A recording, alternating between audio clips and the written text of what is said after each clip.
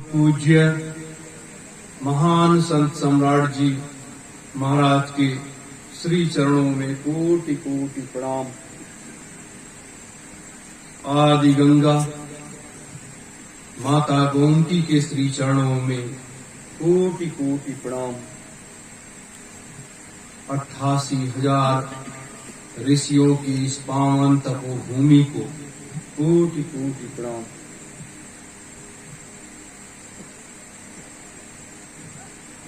सतयुग तीर्थ की पावन धरा पर इस रात्रि वेला में बैठे हुए मेरे गुरु भाई बहनों, माताओं, बच्चे और बच्चियों, आप सभी को सादर सत्योम जय गुरुदेव। आज हम आप सब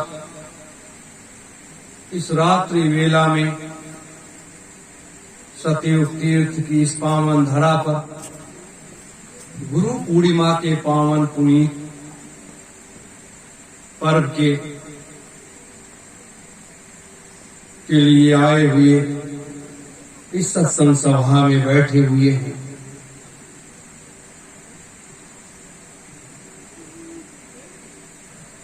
ये जीवन में हमें आपको जो मिला है मनुष्य का शरीर, ये क्यों मिला है? कोई वैसे तो आपको यहाँ ढकेल नहीं दिया गया, भेज नहीं दिया गया। मेरे धर्म प्रेमी गुरु भाई बहनों, हर युग में हर समय एक लक्ष्य और उद्देश्य के लिए इस मृतलोक में मनुष्य रूपी जीवात्माएं आती हैं। लेकिन हर तरीके से जीवात्माएं आती हैं और इस काल की तपिश जब लोगों पर पड़ती है तो वो उनकी विचारधाराएं अलग अलग रास्ते की तरफ चल पड़ती है। उसी तरह से जैसे हम आप सब हम आपसे ये जानते हैं कि ये इस कलयुग की ये अंतिम बेला है, कलयुग का ये आखिरी चरण है, कलयुग ये आखिरी सांस ले रहा है और अपने पूज्य गुरुदेव के द्वारा किया गया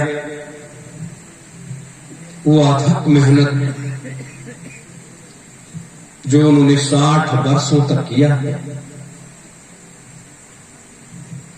आज उनके किए गए मेहनत को हमें आपको उसे सार्थकता में बदलना पड़ेगा। उसको उस कामयाबी में बदलना पड़ेगा जिसके लिए हम आप सब जैसे मनीषी लोग इस मृतलोक में आए हैं। मृतलोक में इसलिए है हम आप सब लोग काम करने के लिए आए, एक बिगड़ी हुई व्यवस्था को सुधारने के लिए आए कि इस व्यवस्था को सुधार दिया जाए। और आप जानते हैं ये हर युगों का विषय है। सुबह भी मैंने बताया था आपको, अनादिकाल में भी उस समय तो सृष्टि की संरचना का शुभारंभ हुआ था। जब सृष्टि की संरचना का शुभारंभ हुआ तब लोग कुछ जानते भी नहीं थे, लोग कुछ जानते भी नहीं थे। उनको भी उस सत्य मार्ग पर लाने के लिए, उनको भी इस पृथ्वी पर चलने के लिए, खाने और पीने तक, वस्त्रों के धारण करने तक, ये सारी चीजों को करना। तो ये मत्स्य सोचो कि ये भारतवर्ष है, ये ऋषि मुनियों का देश है, ये संत महात्माओं का देश है। भारतवर्ष ही दुनिया को रास्ता दिखाया है, चलना सिखाया, बोलना सिखाया, भोजन करना सिखाया, वस्त्रों को धारण करना सिखाया। भारत ने ही दुनिया को वेद दिया। तो यह एक ऐसी चीज है कि भारतवर्ष कल गुरु पूर्णिमा का पावन पुनीत पर्व है, जो आज 12 बजे रात्रि के बाद लग जाएगा। लेकिन अपने सबके लिए सबसे महत्वपूर्ण चीज है कि कल 3:10 ब्रह्म मुहूर्त के उस संतों की उस बेला में एक ऐसे मनीषी का उदय हुआ था इस पृथ्वी पर। एक ऐसे मनीषी का उदय हुआ था जिसको हम वेदाभ्यास के रूप में जानते हैं। वेदाभ्यास के रूप में जानते हैं। उन्होंने महाभारत लिखा, वेदों की संरचना थी।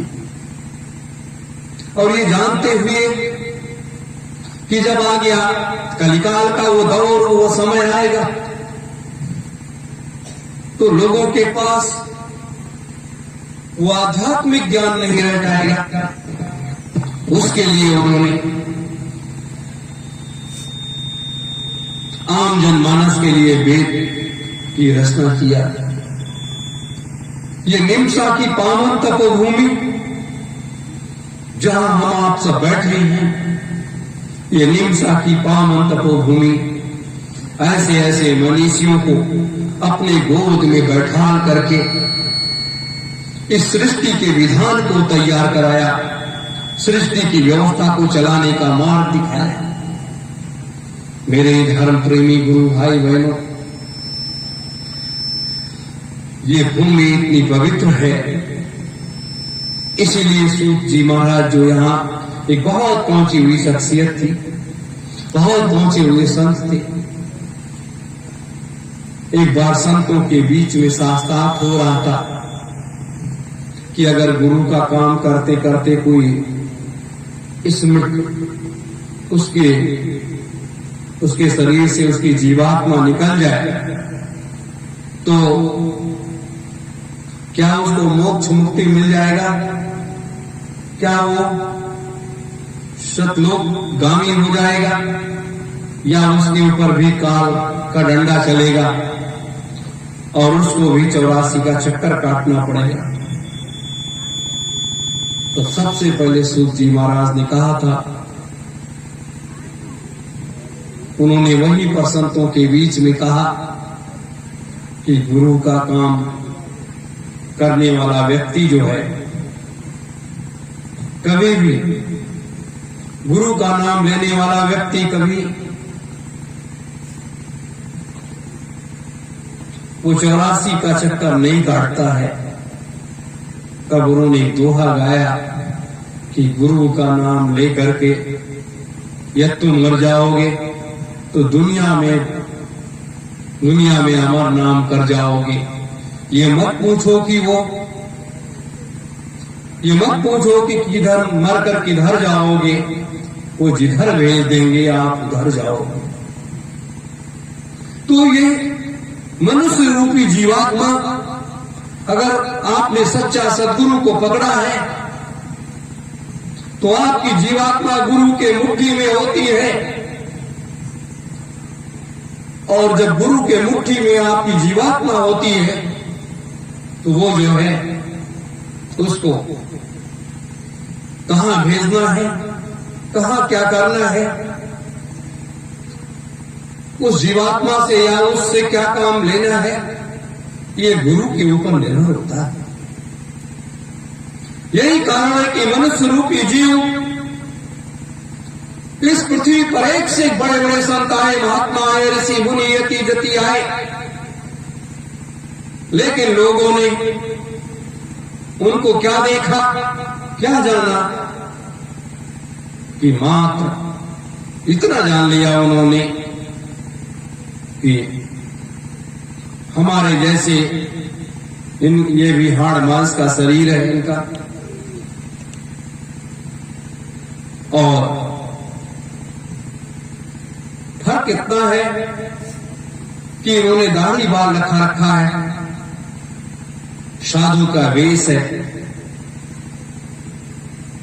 नाम रूपी दान, नाम दान देना, उस सार तत्व को व्याख्यान देना। हमारे उनमें इतना फर्क। धीरे धीरे मनुष्य गुरु के उस अंतर्भाव को नहीं समझ पाया और उनको एक मनुष्य के रूप में देख करके वो उसी रास्ते पर चलता रहा। सबसे बड़ा भटकाव का कारण यही है। अगर लोग ये मान लें कि ये हमारे सच्चे सद्गुरु हैं, हमारे गुरुदेव ने जो मार्ग दिखाया है, हमें इस मार्ग पर चलते रहना है।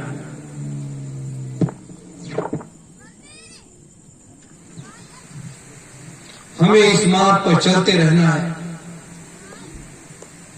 तो कहीं भी किसी प्रकार की कोई मुसीबत, कोई परेशानी ना आने नहीं आएगी। और जब व्यक्ति इन चीजों से विमुख हो जाता है तो वो भटक जाता है।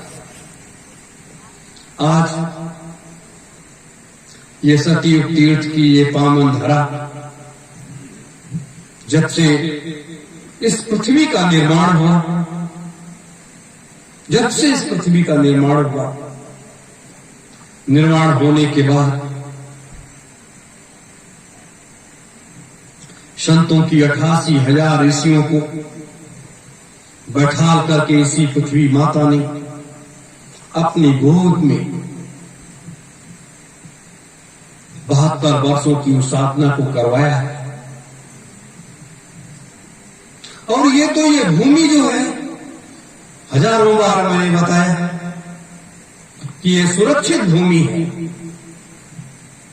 ये तीनों लोकों में इसलिए इसको सुरक्षित कर दिया गया था कि ये भूमि सुरक्षित इसलिए रहे, पूरे मृतलोक में ये देवताओं के लिए सुरक्षित कर दिया गया था, सबके लिए सुरक्षित कर दिया गया था। जब कभी आवश्यकता पड़ेगी तब इस भूमि पर जाकर के यहां से हम बड़े से बड़ा काम करेंगे। आप जानते हैं भगवान श्री राम लड़ाई जीत कर आने के बाद यहां भी आकर के एक यज्ञ करना पड़ा, और ये तब जाकर के उनको मुक्ति मिला। कृष्ण को भी आना पड़ा, इंद्र को जब श्राप लगा उनको भी यहां आकर आना पड़ा, यहां के महात्माओं के चरणों में लौट जाना पड़ा, और आदि गंगा माता गोमती के जल में रोज स्नान करने के बाद उनके वो साप से मुक्ति मिली। तो ये वो तपोभूमि है, ये वो भूमि है जो कलिकाल के इस तपिश को वो चारों तरफ से